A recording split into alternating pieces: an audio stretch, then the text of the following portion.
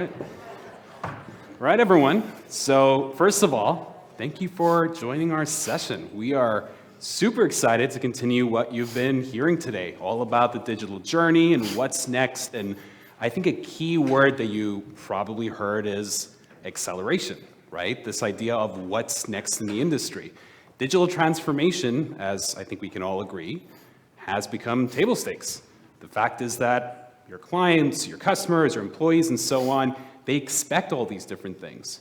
But the big piece right now, the big challenge, and you've been hearing it today, and we want to continue that challenge, is all around what's next. That's the digital acceleration piece. So Chris and I are going to be focusing on how can you use that level of acceleration to start the next digital trend. That's the really big key piece here. So with that being said, we'll do quick introductions because we have a lot of content and we get really excited about this stuff. But where we basically are, who we represent is InMoment. Some of you have heard of InMoment. One person in the back used to work at InMoment, Ian. There we go, I put you on the spot there. But basically, InMoment is an organization focused on what we call experience improvement.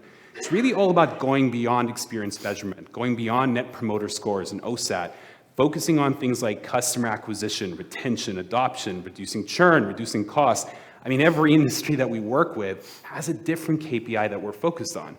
And again, you've heard this today, but technology alone is not going to help you satisfy or think about what's next.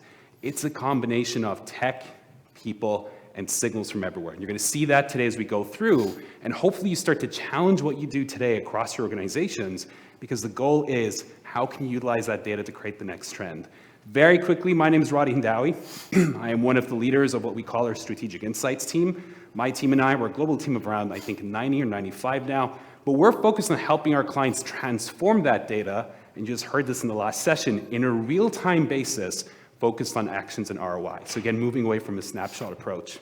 I am super excited. I got to partner with Mr. Chris Chan here. Chris actually works with different brands across the industry in a global perspective. His team brings those actions and strategies to life.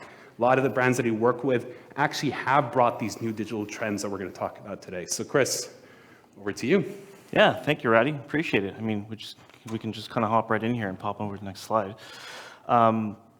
Realistically, I mean, we've heard this a few times today already. You know, if we take a step back over the past few years and we look at COVID as a whole, the pandemic, the landscape's changed dramatically, right? COVID's kind of forced everyone to think about digital first. And if you haven't kind of thought through that yet, you know, businesses without a digital presence have to really quickly evolve, basically overnight, to survive. And if you haven't done that, digital is now table stakes. And if you're not progressing your digital presence, you're already behind. Your customers are also expecting those next digital trends, right? So over the next 15 minutes or so, as Radi said, we're gonna be talking not about the elements that make a digital experience successful, but more behind the why, and we're gonna focus on how you can uncover information and data that's gonna actually help you uncover those new digital trends. The goal here is for you to kind of build those new trends, not for you to follow the trends. We want customers to follow you. Just pop the next one, please. So to do so, we really have three kind of next steps here. The first step is really building a really strong listening foundation.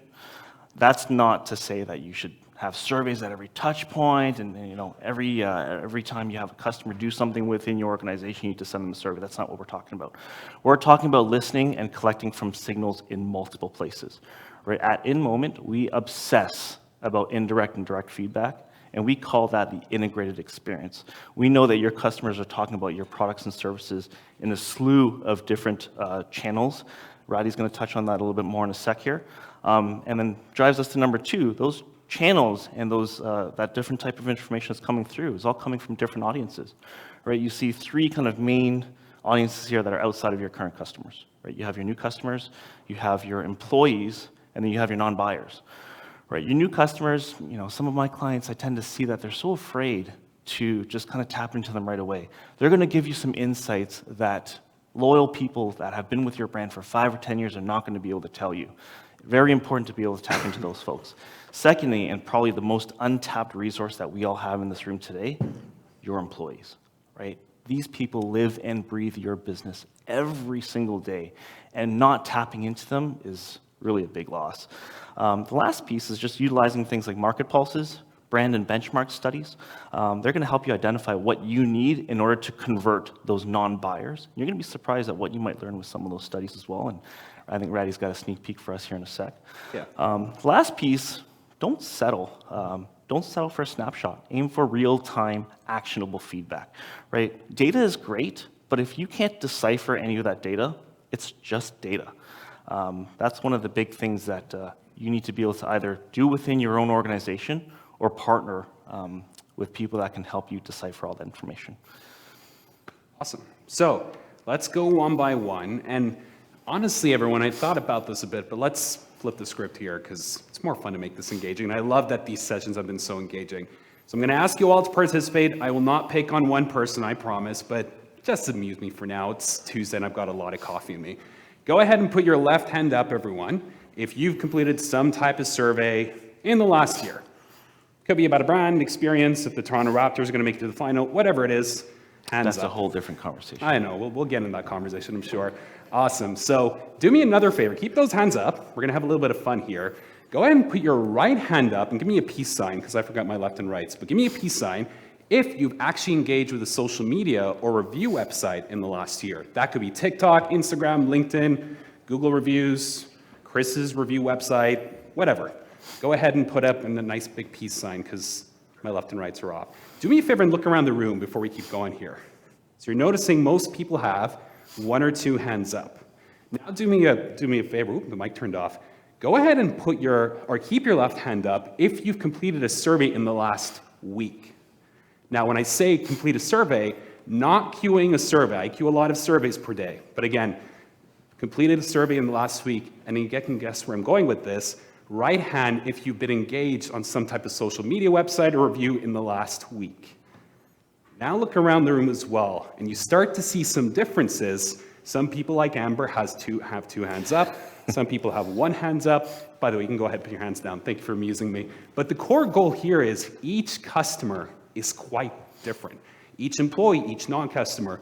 And this idea of surveys kind of being the be-all, end-all, it's kind of slowly dying out. If you think about these emerging customers and the younger generations and the Gen Zs and millennials and the Zillennials and all those names that you have, the fact is they're now interacting more with social channels. Now, we're not here to say that surveys are dead. Absolutely not. We work with so many different brands where those surveys are really key. But what we are here to say is everything you see on the blue on the right-hand side or on our screen here is probably something you're doing today, right? Survey, MPS, comment, whatever the case is.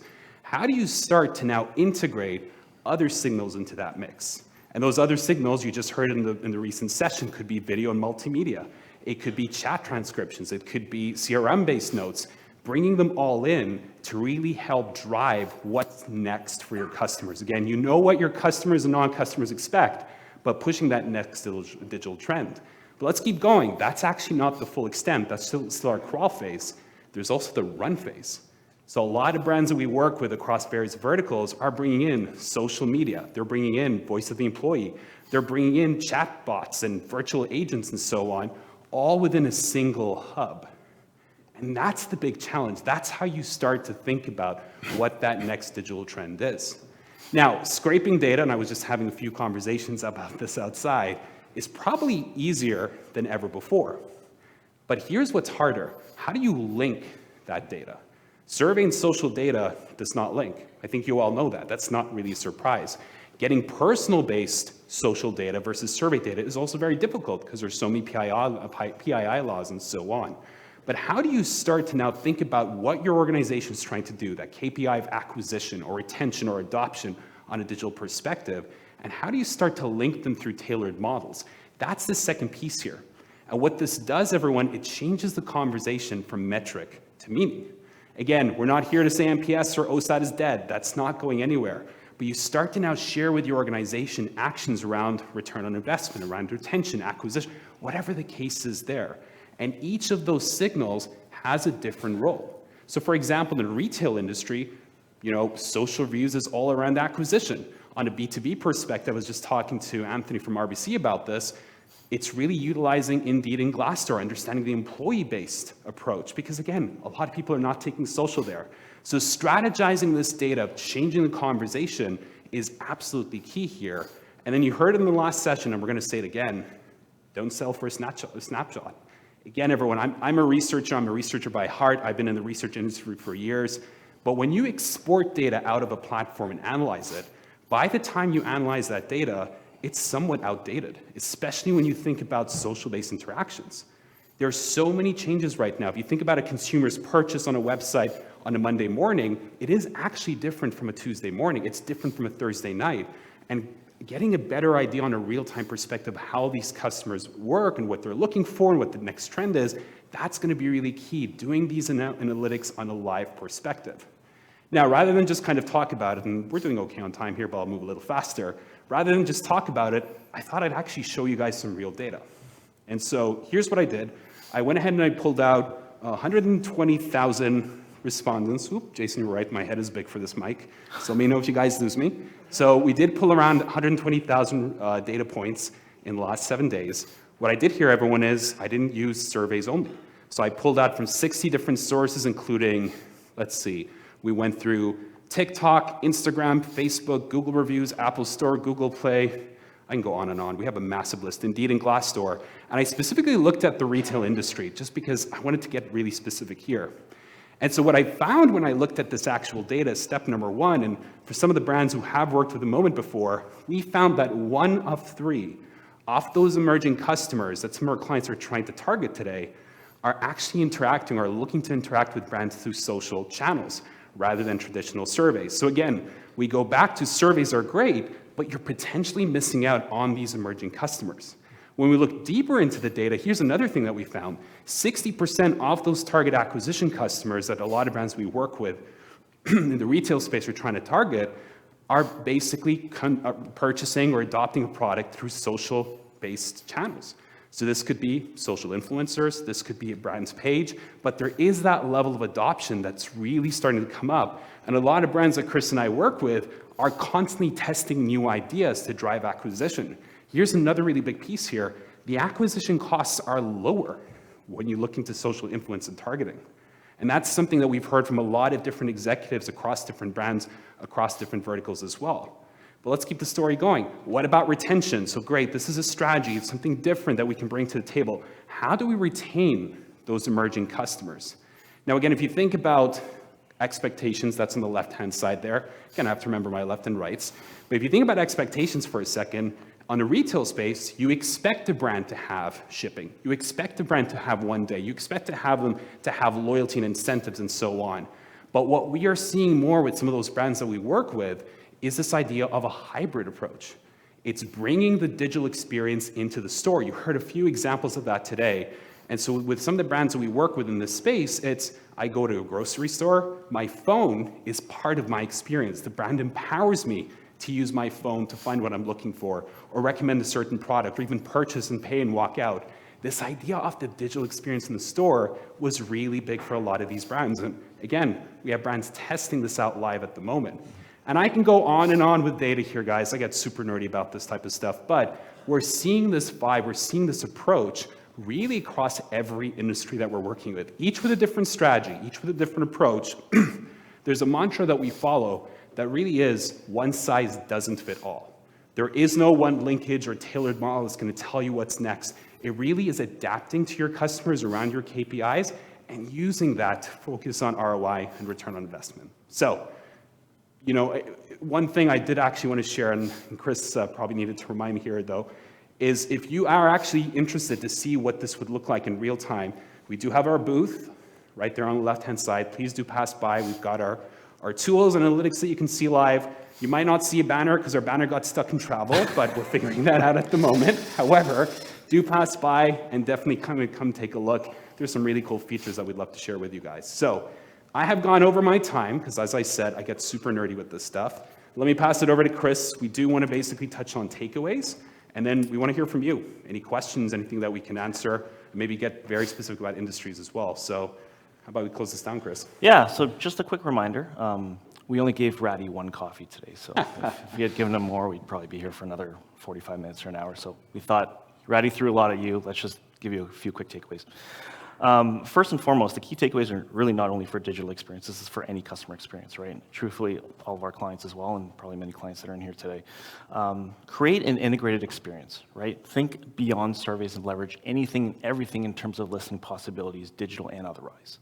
Number two, make sure you focus on all of those emerging customers, right? Don't just focus on your current customers, focus on your, direct and indirect feedback, bringing in all the different signals, making sure that you focus on your employees. There's free resources out there that you can utilize. And Radi touched on 60 different sources of data. I'm pretty sure most of the people in this room can probably get some of that data. Takes us to that last point. Utilize insights to stay on top. The one thing that I work with, when I work with customers, and then their biggest demise is that we collect all of this data. They spend so much time talking about data. The one thing they can't do is take it to the next level because they can't decipher it, right? We've all talked about we need this data to get to this point. The problem is getting there, right? And that's where insights teams and folks like Radi and vendors like InMoment that can help you do that. I promise you, if you can decipher a lot of that data, you are going to be able to start the next digital trend, and it's going to be really easy. Perfect. So, everyone, we're actually doing great on time here. So the floor is yours. We want to hear from you. We want to hear your questions or challenges. Who's the first brave soul that wants We have, to? and I don't know if there's, we got a mic There's coming. someone running with the mic. You got this. Thank you. Thank you very much. Wondering if you could unpack the social signals piece a little bit. You gave a stat about it, and what I'm trying to think through is this through, like what within the social signals, the channels, like this is owned accounts, use of influencers. I know that measurement of like influencer campaigns is a tricky area. It's getting better, as well as just social because people in my network are talking about brands and having interactions like that. So I feel like there's a number of social touch points, and I would love to hear a bit about that. Yeah, I can absolutely talk about that one. So it's so interesting you bring that up. And it's something that we run into a lot, which is, again, one size will never fit all, right? When you think about a retail industry, social influencers has become a really big thing for apparel brands. And the brands that we work with are working with them all the time. What we've done there is we've actually not just looked at the social influencers' behaviors and how customers or potential customers interact with them. We also look at behavioral and psychographic data. Where else are they interacting? Where else are they going? What are they thinking about? And we brought that all to the table. So that strategy was very heavily on the social influencers versus take a financial services, basically, or a bank.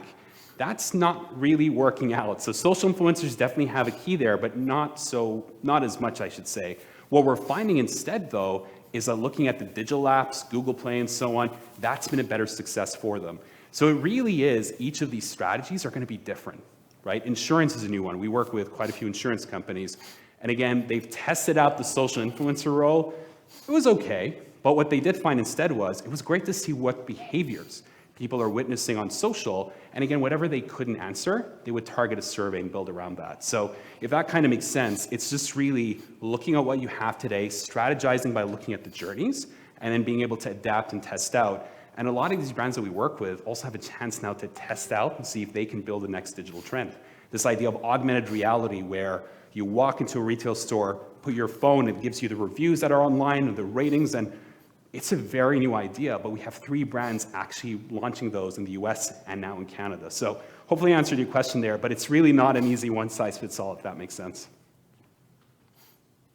Great question, by the way. Thank you for that. What else? Oh, right there. It's the greatest workout for you today. It was a great presentation, by the way. I really, really appreciated the steps, especially the one that you talked about, changing the conversation from metrics to meaning. As a researcher myself, I can really appreciate that, especially when you are trying to consolidate what quantifiable metrics are telling you and then more specific and more abstract qualitative data is telling you. Yes.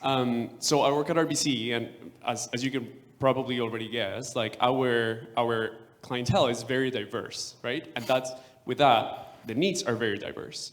So that means that one of the challenges that we often have is that whenever we start a project, our target audience can be also very broad and diverse and almost like at an enterprise level. Yep. So the question that I have is, how do you manage that from bringing the overall outtake of what the metrics are telling you and slowly start to identify what target audiences or segments or specific personas? You can start to hone in on what opportunities you have to improve the experience. and essentially is also from an employee side, because I work in employee experience. How can you bring in different sources of data, but then also make it in a way that it's digestible for other stakeholders to understand what the data is telling us and follow the principle that I talked about from metrics to a conversation? Love that question. Hopefully my mic's still working because Jason's right, still big head. So much to unpack there. Love this. So let's basically start with retail banking as a start, or direct to consumer. What we always like to recommend is start small, go big. So now, can you scrape million data sources and bring them all in? You absolutely can. However, the bigger question is, do they actually link together? And can you actually change the meaning? But you said something really important there. You said the qualitative piece is really key. And that's kind of what we use when we look at these strategies is, if you start with your surveys, what are you currently seeing in your survey today? So let's say one of the reasons is you're an advocate for RBC because of the financial advisors and the team that you're working with. Let's go in deeper into that. Those financial advisors, can we start to look at their data in Indeed and Glassdoor? Why are they leaving RBC? Why are they basically turning over? Then we go deeper into that. Is that turnover impacting customer retention and loyalty? Or are you losing potential acquisition into that? Now you bring in social channels. Are people actively talking about that and impacting potential brand presence as well? So if you see where I'm going with that, it really is a strategic approach. And what you can do now there is you can start to break it out by persona. So the emerging younger Gen Z, millennials, zillennials, whatever we're going to call them.